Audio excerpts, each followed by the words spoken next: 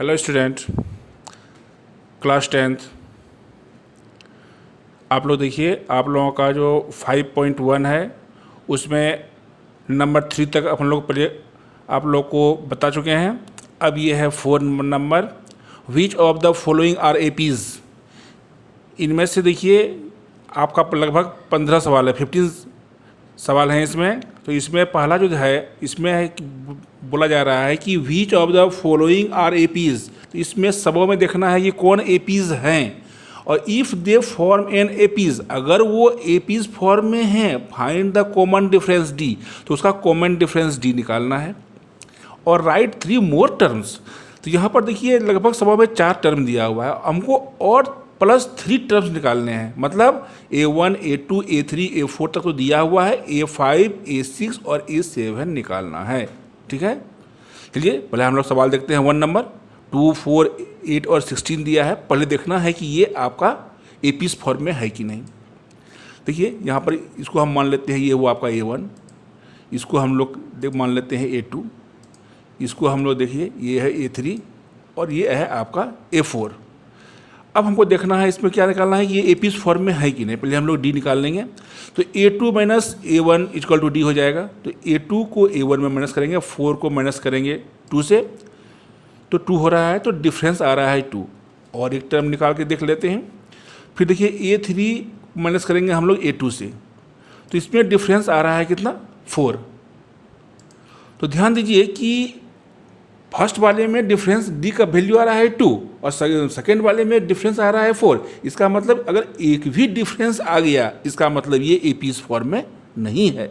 इसका मतलब हुआ it is not AP because difference between consecutive term is not equal. ये क्या है, इक्वल नहीं है, इसलिए एपीज़ फॉर्म में नहीं है। इसका नेक्स्ट 3 टर्म हमको नहीं निकालना है। ठीक है, अब आगे देखिए, यहाँ देखिए यहाँ दिया हुआ है कि ये हम कर दिए हैं इसको -2, 4 - 2 is not equal to 8 - 4। Okay, अब आगे देखिए नंबर 2 में हम लोग देखते हैं। यहाँ दिया है सवाल आपका 2 है, 5/2 है, 3 है, 7/2 है। अब देखते हैं ये कि एपीज़ फॉर्म में ये है कि नहीं। तो इसमें देखिए A1 हुआ 2, A2 हो गया 5/2, A3 हो गया आपका 3 और A4 हो गया आपका 7/2। अब फिर हम डी का वैल्यू निकालते हैं पहले। तो डी निकालने के लिए A2 माइनस A1 कर रहे हैं। A2 जो आपका 5/2 है, इसमें माइनस करेंगे हम लोग 2 को। तो 5/2 को माइनस करेंगे हम लोग 2, तो ये 2 लिखा हुआ है। 2 का मतलब हुआ कि इसके नीचे 1 है ऑलरेडी, इसलिए 2/1 लिख के हम लोग इसको इक्वल कर लेते हैं दोनों को। अब देखिए एलसीएम निकाल के दोनों का हम लोग सॉल्व कर लेते हैं। इसको सॉल्व करने के बाद देखिए 1 डिफरेंस आ रहा है 1/2। ठीक है, फिर एक बार हम लोग देख लेते हैं, ये डी निकल गया 1/2।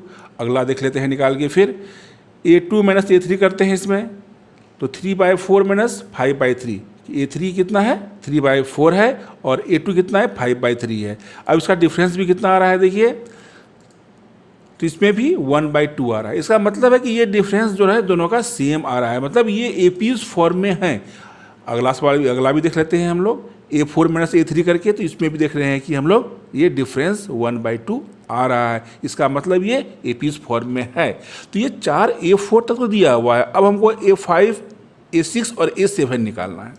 तो हमको निकालना है क्या कि डी का वैल्यू तो मालूम हो गया हमको 1/2 है, तो हमको अगला स्टेप निकालना है। नाउ नेक्स्ट 3 टर्म्स आर क्या हो गया देखिए, A5 अगर हमको निकालना है तो A4 लेंगे हम लोग, A4 में प्लस कर देंगे D, जैसे कि ये आपका A4 हो गया 7/2। तो ये 7/2 में हम लोग क्या करेंगे, D को प्लस कर देंगे। D हो गया 1/2। सॉल्व कीजिए इसको, देखिए क्या आ रहा है 4 आ रहा है।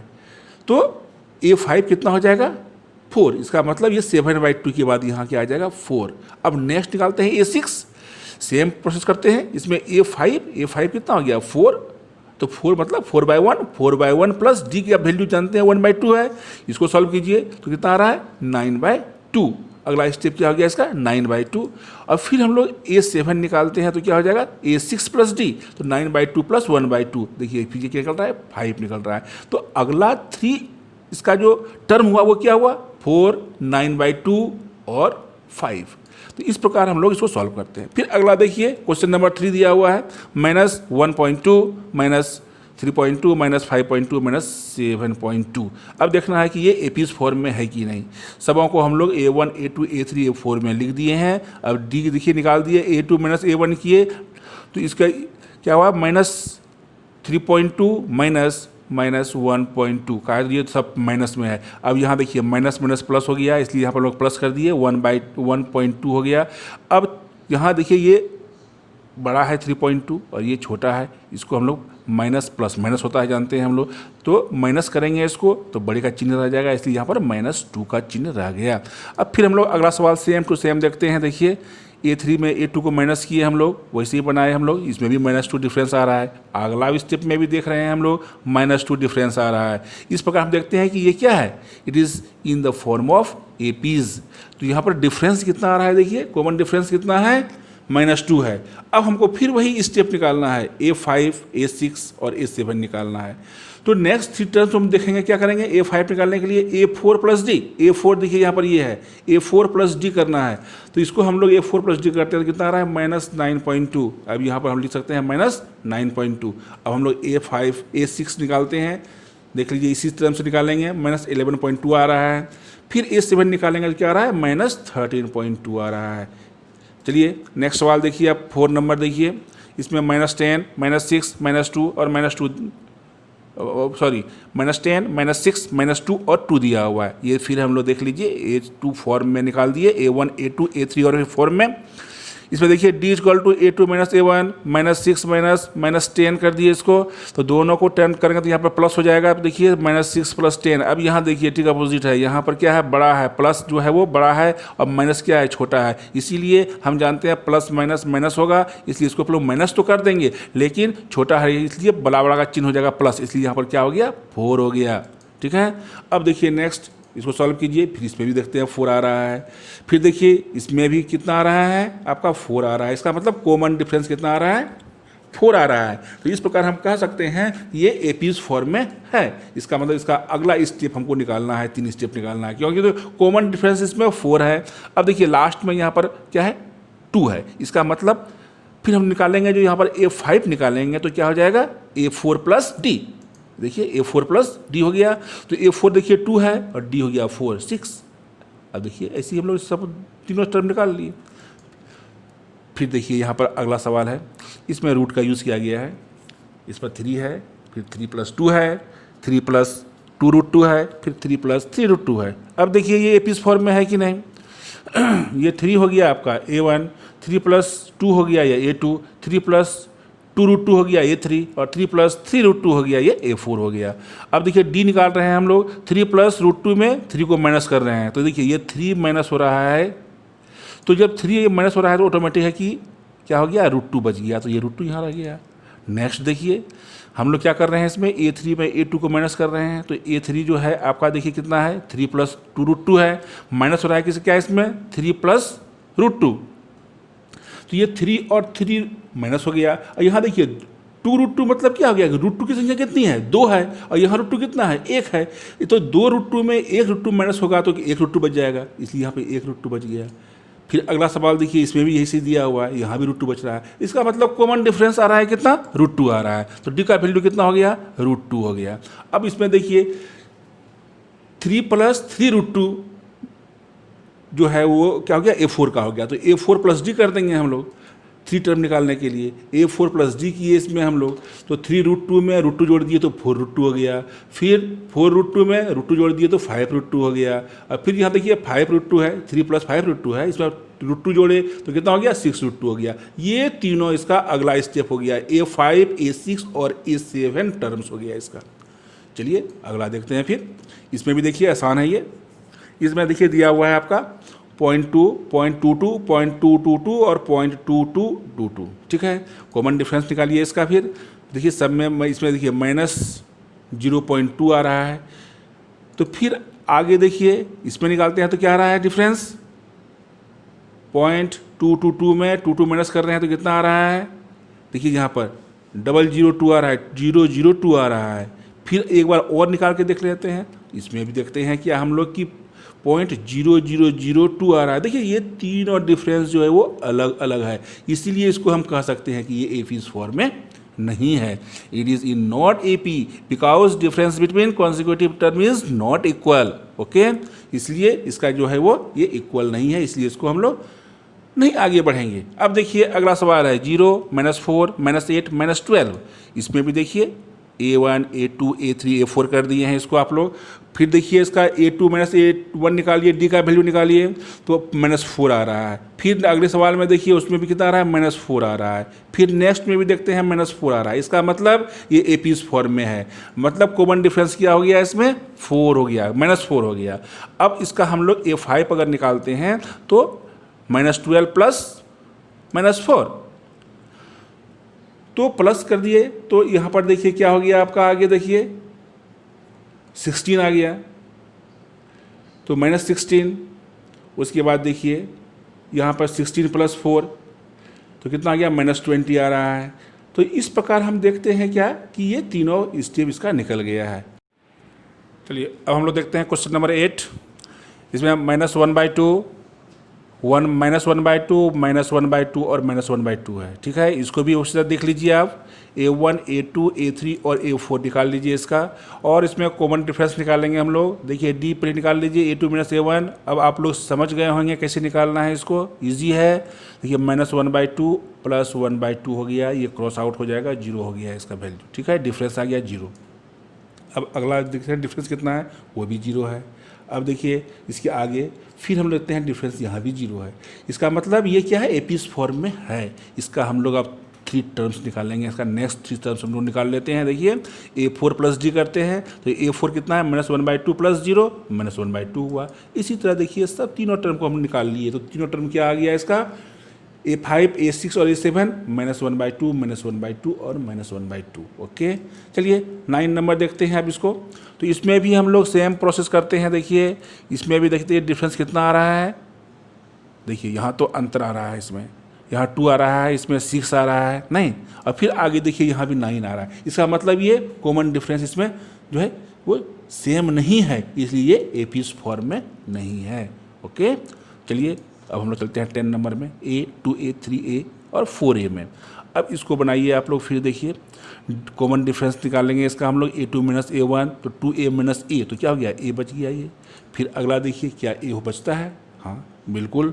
फिर देखिए इसी तरह थर्ड में भी देखते हैं, A4 - A3 निकालते हैं तो इसमें कॉमन डिफरेंस A रहा है।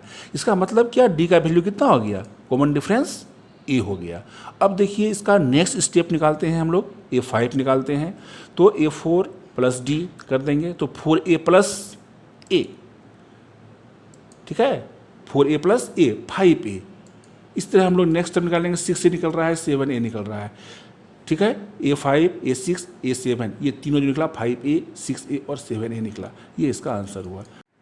चलिए क्वेश्चन नंबर 11 देखते हैं हम लोग। A2, A3 and A4। ठीक, ओके। इसमें देखिए फिर इसको हम लोग देख रहे हैं, उसी तरह निकालिए, D वैल्यू निकालिए इसका। A2 - A1 कीजिए तो A² - A करेंगे तो क्या निकल जाएगा ये, तो इसको इस दोनों में हम क्या कर रहे हैं, A कॉमन ले रहे हैं तो A-1 हो गया। ठीक है, फिर इसी तरह हम दूसरा निकालेंगे।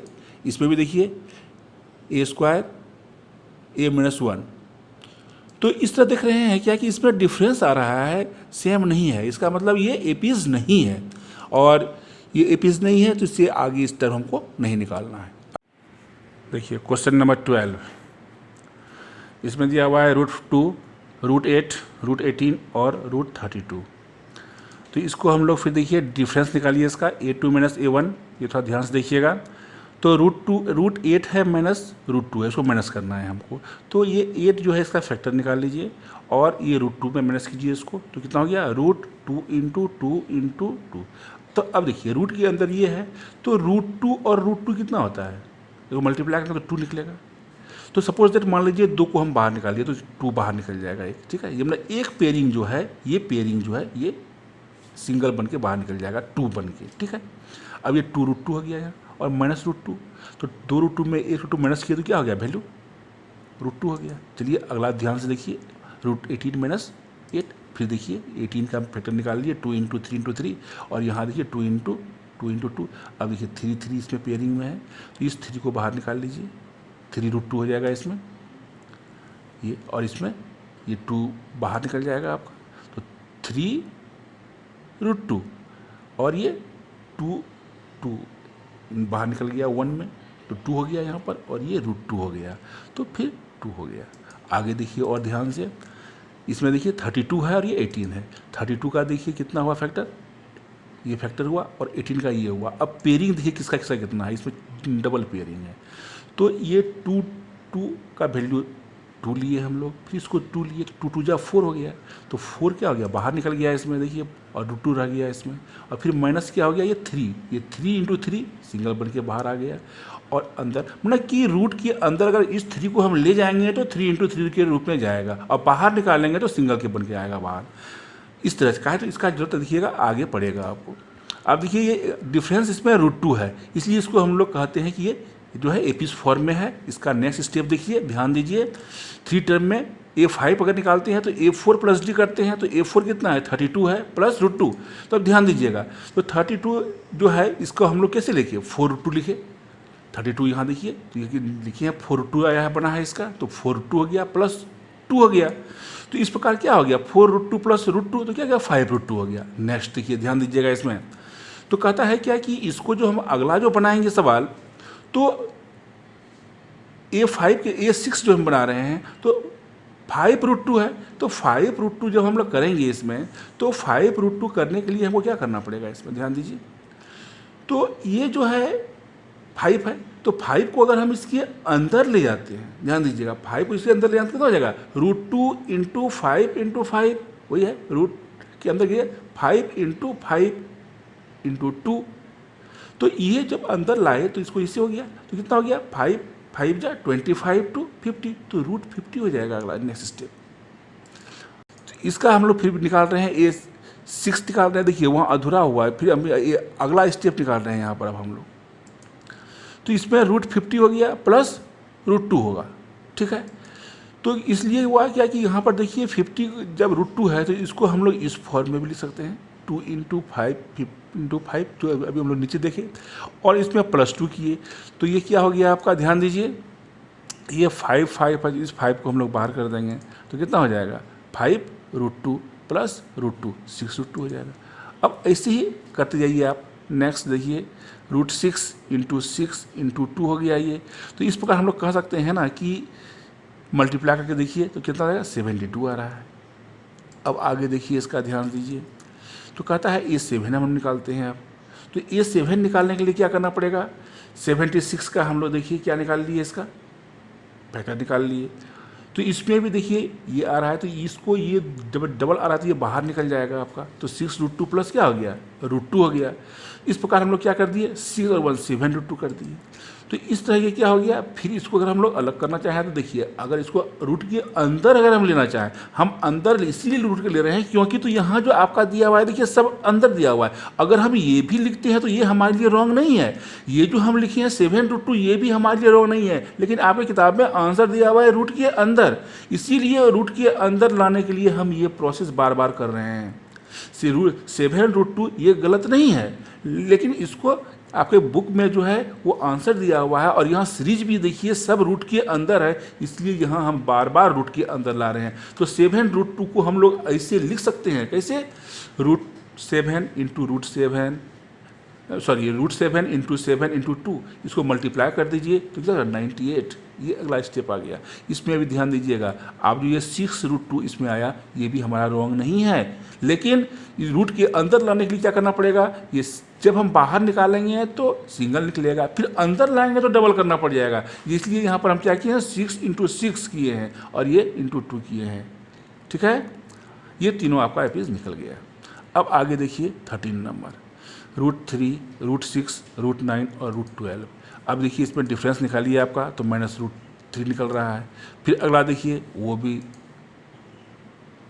इसमें ध्यान दीजिए आप, √6 - √3, तो इसका हम लोग क्या किया 3 × 6 कर दिए इसको और -3 किए। अब यहाँ ध्यान दीजिएगा, तो ये जो हम लोग देख रहे हैं यहाँ पर, इसको दो तरह से लिख सकते हैं हम लोग। जैसे कि यहाँ पर √3 × 2, इसका मतलब इसको अलग करके भी लिख सकते हैं, √3 × √2 भी लिख सकते हैं, क्योंकि तो देखिए यहाँ पर देखिए आपको बताए हैं कि रूट के अंदर root A into B equal to root A into root B. अगर यहाँ पर कोई इंटीजर रहे, यहाँ पर 5 इंटू 6 रहेगा तो रूट 5 इंटू रूट 6 कर सकते हैं। उसी आधार पर इसको हम लोग किए, यहाँ पर अलग अलग कर दिए हैं इसको, ठीक है। अब आगे देखिए, तो ये रूट 3 रूट 2 माइनस 1, तो इस प्रकार हम इसको लिख सकते हैं। तो इसको लिखने के लिए बात क्या होता है कि अगला देखिए आप, इसमें समझ में आपको आ जाएगी अच्छी तरह से बात। अब यहाँ पे 3 इंटू 3 किए, रूट 3 इंटू 2 किए, ओके। अब देखिए यहाँ पर रूट 3 को हम लोग क्या किए, यहाँ भी रूट 3 है, ध्यान दीजिए, और यहाँ भी रूट 3 है, तो इस रूट 3 को और ये रूट 3 को तो यहाँ पे हम लोग बाहर कर दिए हैं, और फिर यहाँ पे देखिए रूट 3 माइनस 2 रूट 2 हो गया। क्योंकि तो इसमें जो भी कॉमन होगा, हम तो कॉमन क्या है दोनों में, 3 ही कॉमन है ना, तो रूट 3 कॉमन है तो रूट 3 को कॉमन लिए यहाँ पर, तो यहाँ क्या बच गया, रूट 3 बच गया, रूट 3 माइनस रूट 2 बच गया, तो यहाँ पर क्या किया, माइनस रूट 2 कर दिए। इस प्रकार हम लोग देखिए अगला हम लोग फिर देखते हैं कि ये डिफरेंस जो इसमें हम देख रहे हैं अलग अलग आ रहा है, और जब अलग अलग आ रहा है तो ये पीस फॉर्म में नहीं है, इसलिए हम लोग इसको आगे सॉल्व नहीं करेंगे। अब आगे देखिए 1 to the power 2, 3 to the power 2, 5 power 2 और 7 पावर 2। तो इस तरह से हम लोग देखते हैं, इस पर भी डिफरेंस निकालिए। 3 पावर 2 क्या हुआ, 3 3 9 हो गया, 1 1 जा 1 हो गया, 8 हो गया। फिर आगे देखिए इसमें 16 आ रहा है। फिर आगे देखिए, तो ये बार बार देखिएगा तो 2 ही काफ़ी है डिफरेंस देखने के लिए। जब ये डिफरेंस सेम नहीं है, एक भी अगर डिफरेंस कहीं मिस्टेक हो रहा है, इसका मतलब वो एपी नहीं है, और उसका कंसेक्यूटिव नंबर जब नहीं है तो उसका वो एपी फॉर्म में नहीं है, और जब एपी फॉर्म में नहीं है तो इसका 3 स्टेप हमको आगे नहीं निकालना है, क्योंकि आपका ये सवाल बोल रहा है कि अगर एपीज है तो कॉमन 3 फैक्टर आपको निकालना है। अब देखिए नेक्स्ट में हम लोग चलते हैं 15 में। यहाँ पर भी देखिए आपका ऐसे ही सवाल दिया हुआ है, इसमें भी डिफरेंस निकाल के देख लीजिए आप। 24 आ रहा है, फिर देखिए 24 आ रहा है, और फिर 24 आ रहा है। इसका मतलब कि इसमें इजी वे में 24 डिफरेंस आपका आ रहा है। तो जब डिफरेंस 24 आ रहा है तो इसका एपीस फॉर्म में ये है, और जब ये एपीस फॉर्म में है तो इसको इजी वे में हम लोग क्या कर सकते हैं, 3 स्टेप्स का हम लोग निकाल सकते हैं। नहीं, A5 तो क्या हो गया, A4 प्लस D हो गया, तो इसको हम लोग देखिए यहाँ पर 97 नेक्स्ट स्टेप हो गया। आगे देखिए 1 2 1 हो जाएगा, फिर आगे देखिए 1 4 5 हो जाएगा। इस प्रकार हम देख सकते हैं कि ये इसका 3 टर्म ये आगे हो गया। इस प्रकार ये आपका जो है 4 नंबर कंप्लीट होता है।